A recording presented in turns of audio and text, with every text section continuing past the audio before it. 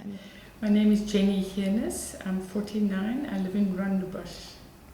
and you've been a cancer survivor? I was diagnosed in 2000 and then again in 2002. And so you've gone through two lots of treatments. My first treatment was the worst. I had metastatic breast cancer. My tumor was apparently 7 centimeters long, and the second tumor was, I think, 0.7 millimeters, so it was much tinier. But just for peace of mind, I chose to have a mastectomy for the second time as well. What was your reaction to your diagnosis? I should imagine that the second one must have been. The first one, I was more positive. I realized something was wrong. I had in February gone to see the gynecologist because I lay in bath and I couldn't put my arm next to my breast. And I had seen the gynecologist. He said, "No, you're fine. All women of 33 have hard breasts." And I thought, yes, I'm fine. And then in December, I'd noticed my nipple was inverted. I'm quite lucky. I live next door to a gynecologist, and I'd gone over and said to her, "Should I be worried?" She said, "Yes, you should." And I made an appointment with a breast cancer surgeon, and he could only see me in about 3 months' time. And I think she had phoned him because I got a call to say, "We can fit you in the next day." And that is when I went for the biopsy. And then I think literally 2 hours later when I got home, I had a phone call from the doctor saying, "You have breast cancer." And then we moved from there. And it all moved pretty quickly, all the bone tests, MRIs. And I had the philosophy, I just wanted the breast removed. That sort of feeling of cancer, yeah, take it off, gone. And had surgery literally, I think, about 3 days after the diagnosis, 20th of December. Just before Christmas. Yeah. So, and the reaction from your family? Devastated. My sister and I, who never really had a fantastic friendship, it just kind of gelled our friendship, made us very close. My mom, who had lost my dad when I was 20 to pancreatic cancer, was a rock of strength. She was just unbelievable. And because I can remember shouting at her that I'm supposed to bury you, you're not supposed to bury me. And she said, "My darling, you'll still bury me." And 15 years later, I'm still here. I was told all my glands and my arm were infected. I've got spots on my lungs. And I'm fit, healthy, positive, and living each day.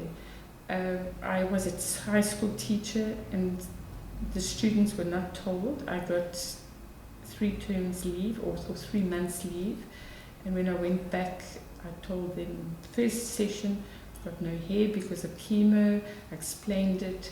The swimmer, Natalie, had just lost her leg in a motorbike accident, and I explained to them, like, she's lost her leg, I've lost my breast. I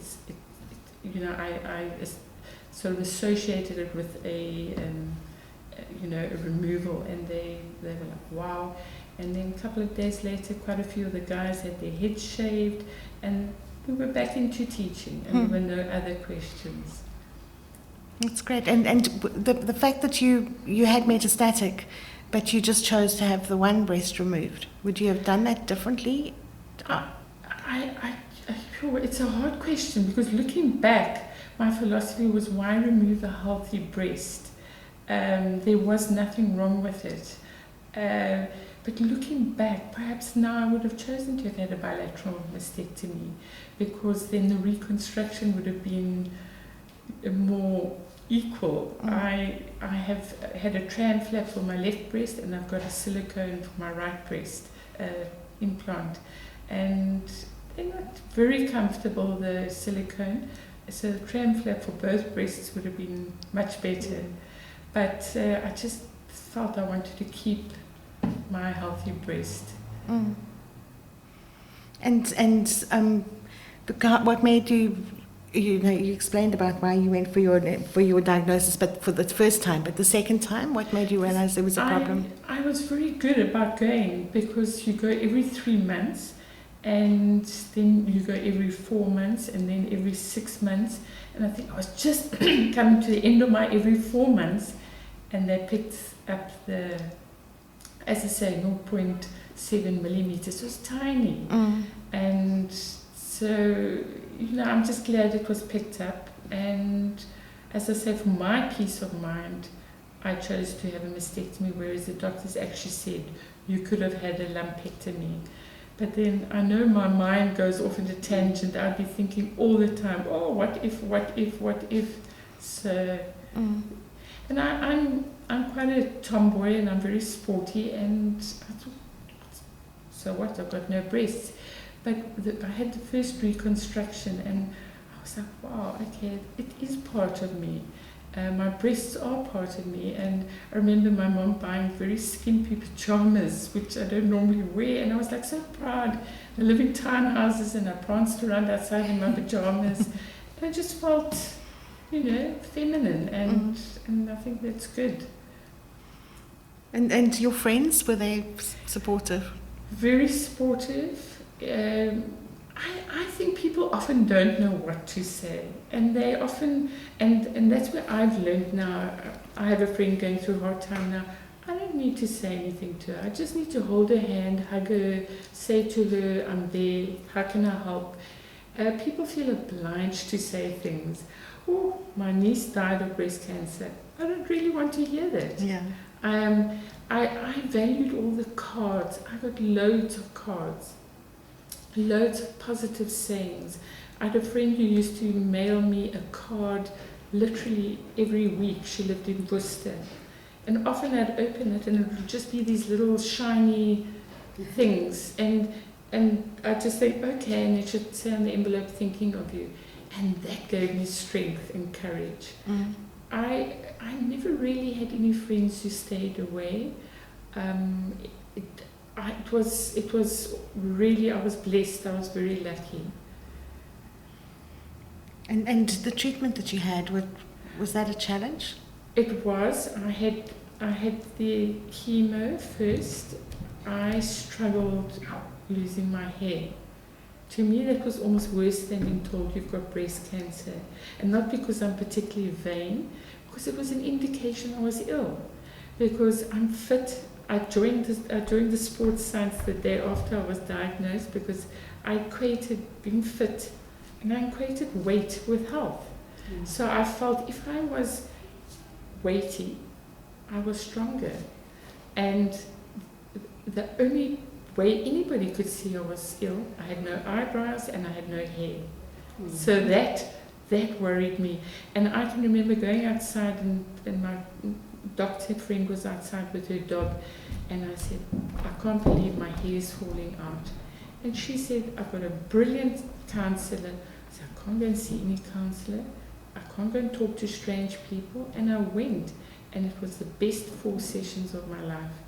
Telling somebody how I feel, she put things in perspective. And after the 4th session, I said, I hope you're not offended, but I don't need to come back to you. You've just put everything, in order for me. And yeah. So did you wear a wig? Or? No wig. My school kids were quite impressed. I had a bandana for almost every day, and the funkier the bandana were, the better. And in winter, I had a beanie for almost every day, because it's amazing how cold you get with no hair. And schools are notoriously very, very chilly. And if I did go out somewhere and I forgot a bandana, or I did feel vulnerable. I did feel the people looking. And I could also do quite a lot of good things. I had one of my students who was a very bad drug addict, and he came back from being in rehab, and he came to me and said, "Man, everybody's staring at me." I said, "I know how you feel. I know how you feel." But I said, we've got 2 options. We can either get upset and growl at them, or we can smile at them. Let's both agree to smile at them. And to this day, I'm still friends with them. And I think, No, I mean, we walk through shops and we see tall people, thin people, fat people. We look. I had people looking. And if people asked, I told them. I wasn't going to say, don't be inquisitive, because I think, ask. And I can tell you, and you can then be aware. So I found the hair very difficult, and hair gone everywhere. Say no more. And when it grew back, was it different? It was very fluffy. It was very. I had runaway hair before I lost it, and now it's kind of even more runaway. So it's very fluffy, but got hair, and I enjoy it. With the children that you dealt with in your school, were they? Do you feel that you really added to their lives by having had the cancer? The cancer didn't just change your life, but it changed their lives as well. I think it added to their lives. I think they saw a vulnerability. They saw me. As I say, I came back. I told them everything. I explained what had happened. I showed them the flat side. I didn't have a prosthesis for quite a while, and I told them about the chemo. I told them about the nausea, that I would be tired.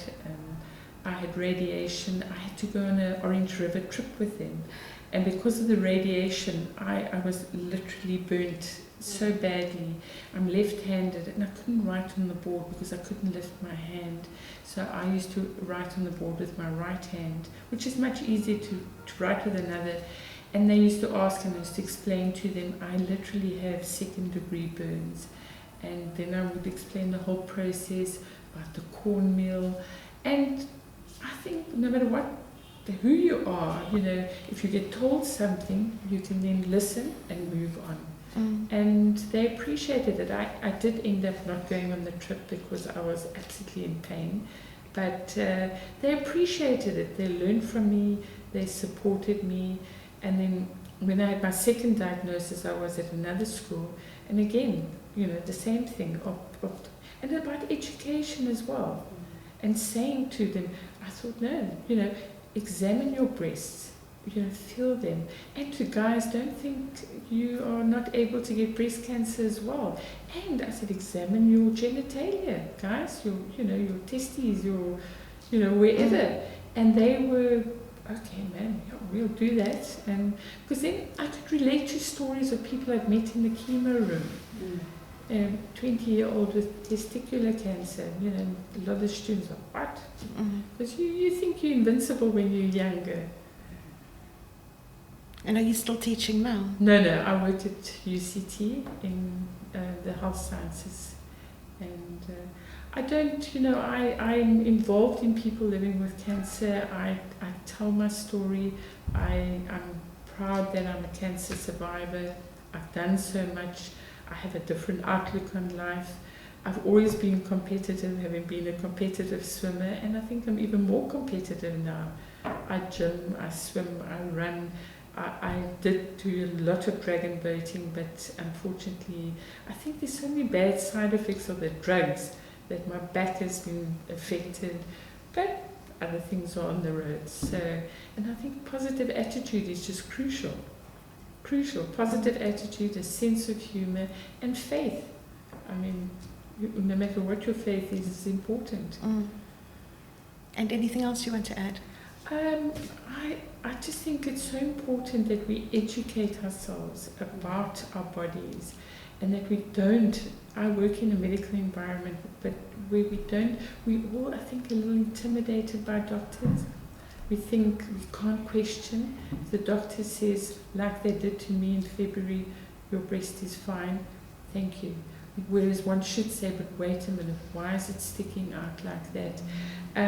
I think I've covered that. A positive attitude is crucial, but also to allow yourself to have a wobbly. And I know I've gone through plenty wobblies. That's my term for I've had it, and I find support. There's support out there. Allow yourself. Don't think I can't go. I've got to be strong. I've got to be strong. And just live each day, because life is short. Have fun. That's great. Thank you. Thank you.